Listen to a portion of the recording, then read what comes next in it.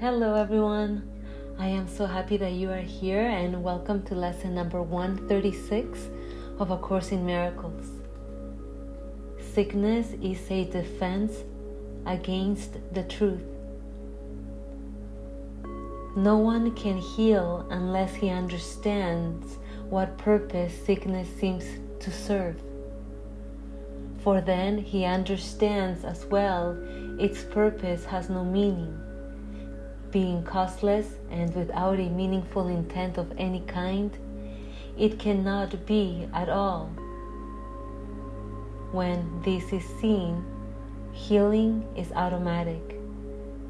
It dispels this meaningless illusion by the same approach that carries all of them to truth and merely leaves them there to disappear.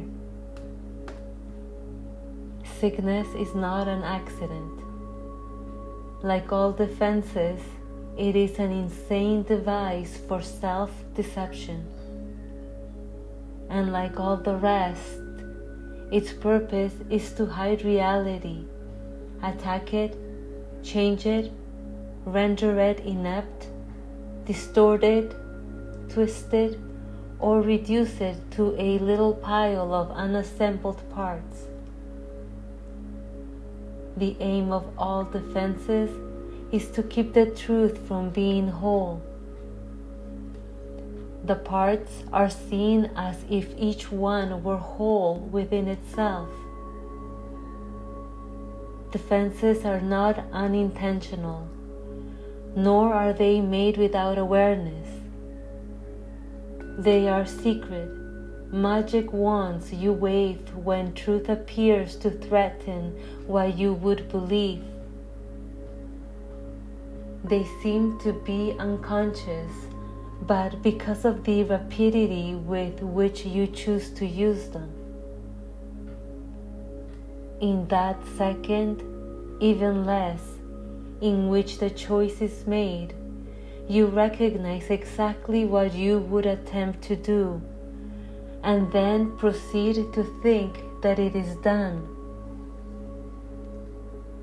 Who by yourself evaluates a threat, decides escape is necessary, and sets up a series of defenses to reduce the threat that has been judged as real.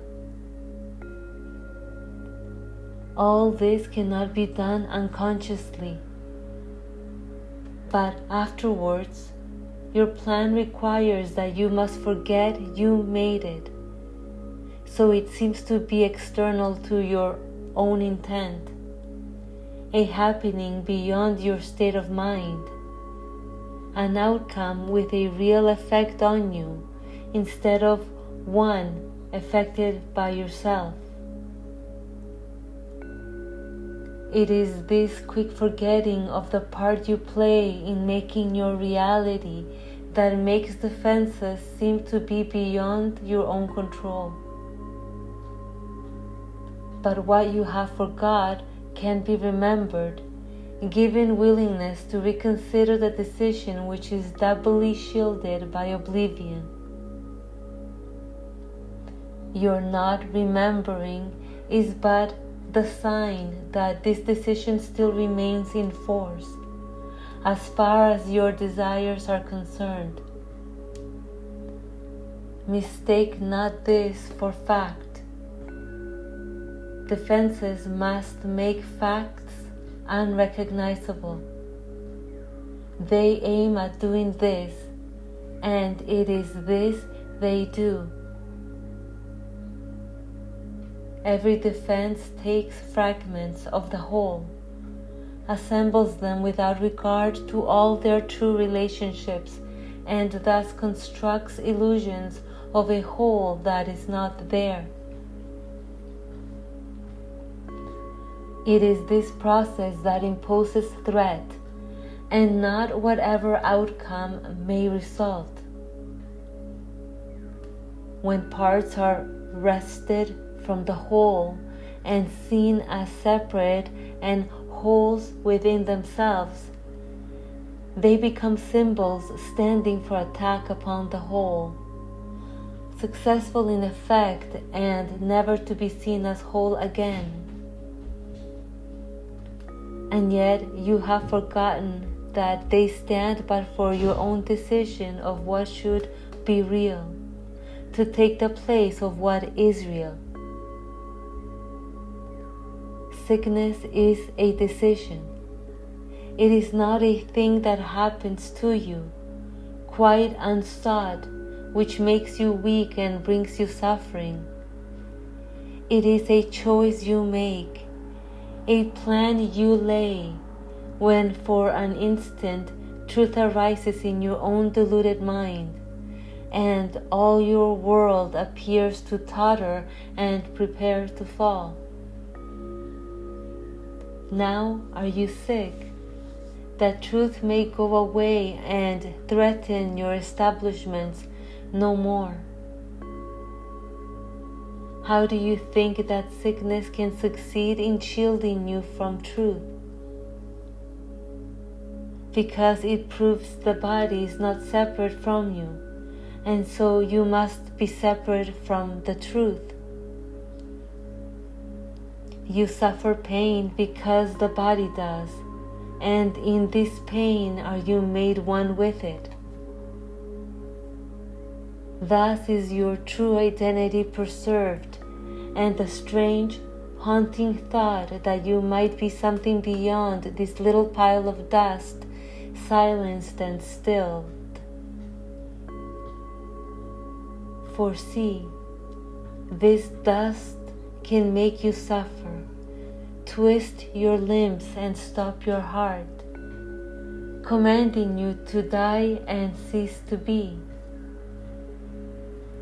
Thus is the body stronger than the truth, which asks you live, but cannot overcome your choice to die. And so the body is more powerful than everlasting life, heaven more frail than hell, and God's design for the salvation of His Son opposed by a decision stronger than His will.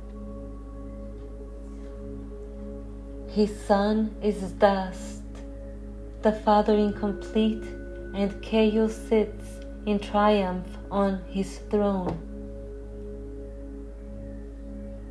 Such is your planning for your own defense, and you believe that heaven quails before such mad attacks as these, with God made blind by your illusions, truth turned into lies, and all the universe made slave to laws which your defenses would impose on it. Yet, who believes solutions but the one who made them up? Who else can see them and react to them as if they were the truth? God knows not of your plans to change His will. The universe remains unheeding of the laws by which you thought to govern it. And heaven has not bowed to hell, nor life to death. You can but choose to think you die, or suffer sickness, or distort the truth in any way. What is created is apart from all of this. Defenses are plans to defeat what cannot be attacked. What is inalterable cannot change, and what is wholly sinless cannot sin. Such is the simple truth. It does not make appeal to might nor triumph. It does not command obedience nor seek to prove how pitiful and futile your attempts to plan defenses that would alter it. Truth merely wants to give you happiness, for such is its purpose.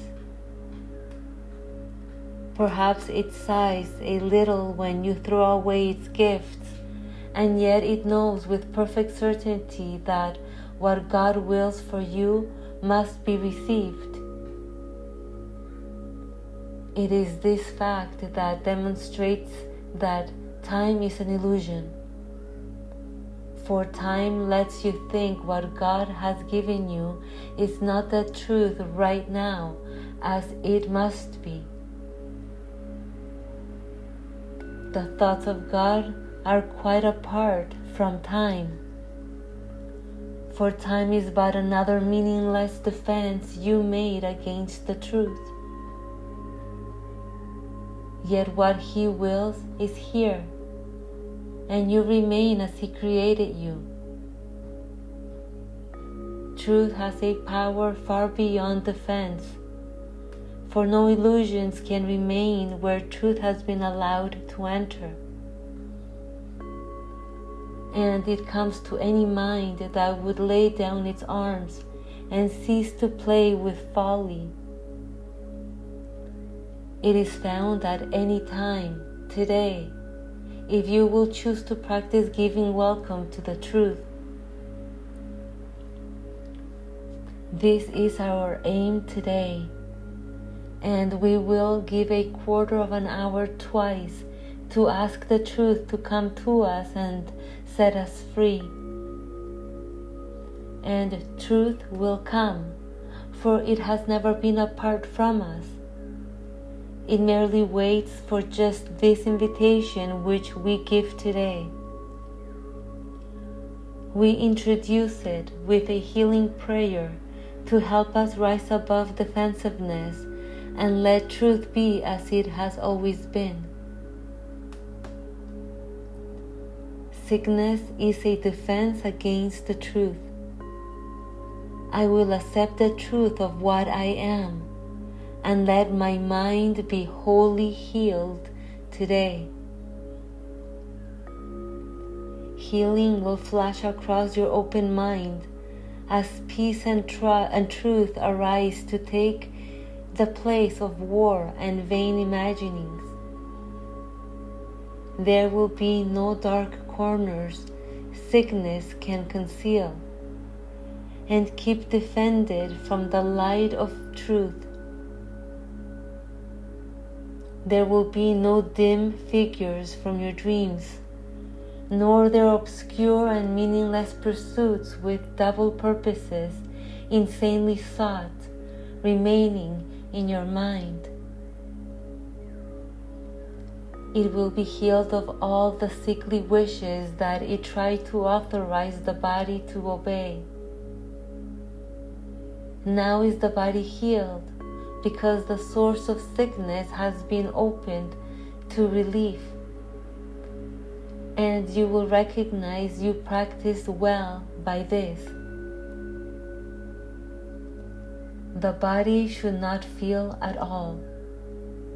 If you have been successful, there will be no sense of feeling ill or feeling well, of pain or pleasure.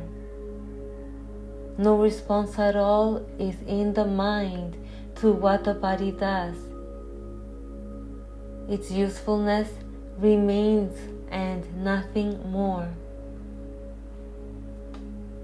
Perhaps you do not realize that this removes the limits you had placed upon the body by the purposes you gave to it. As these are laid aside, the strength the body has will always be enough to serve all truly useful purposes.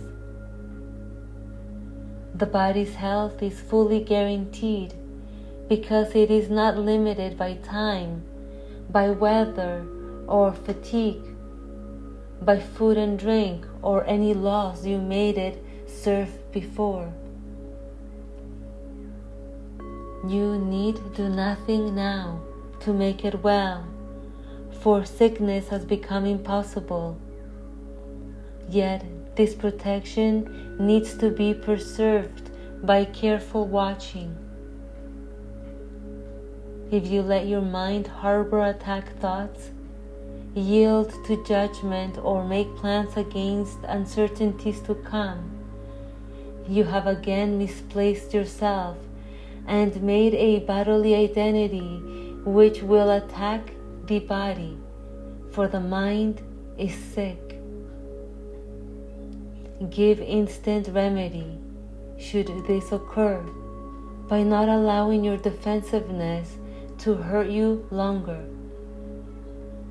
Do not be confused about what must be healed, but tell yourself,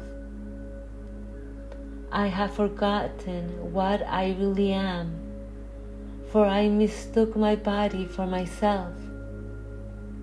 Sickness is a defense against the truth, but I am not a body, and my mind cannot attack, so I cannot be sick.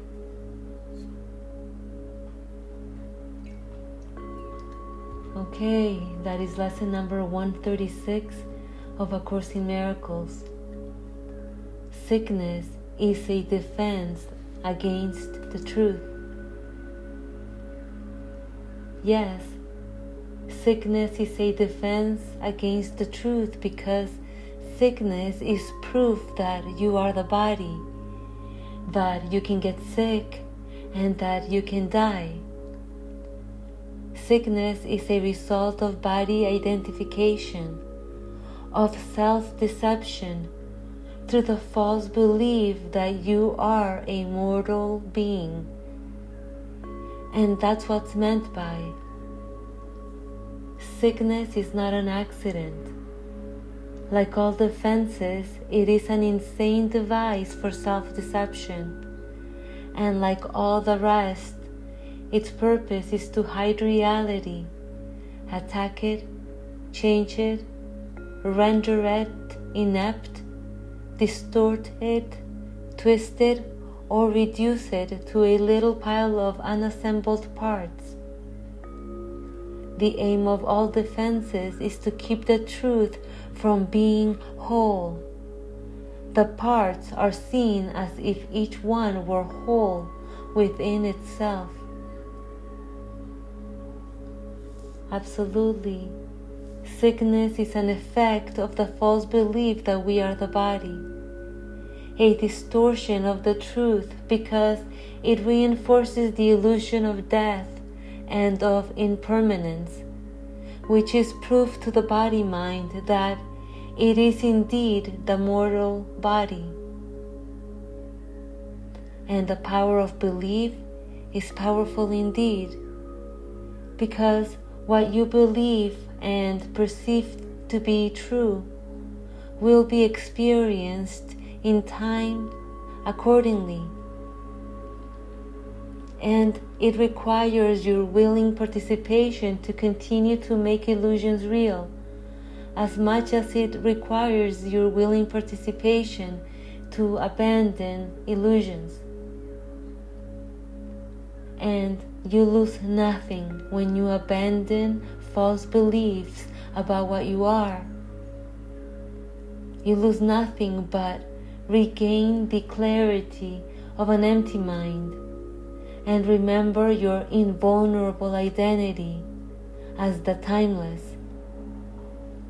And that's what's meant by. It is this quick forgetting of the part you play in making your reality that makes defenses seem to be beyond your own control.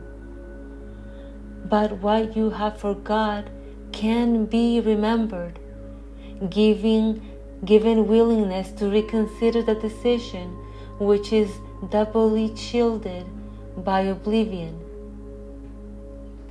Your not remembering is but a sign that this decision still remains in force as far as your desires are concerned. Mistake not this for fact. Defenses must make facts unrecognizable. They aim at doing this, and it is this they do.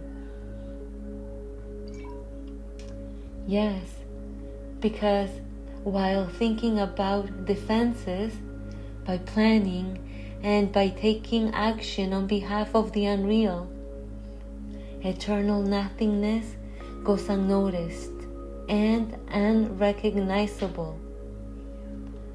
Unrecognizable because defenses suggest that you have chosen to believe you are the vulnerable body and therefore fail to recognize the omnipresence of the invulnerable one.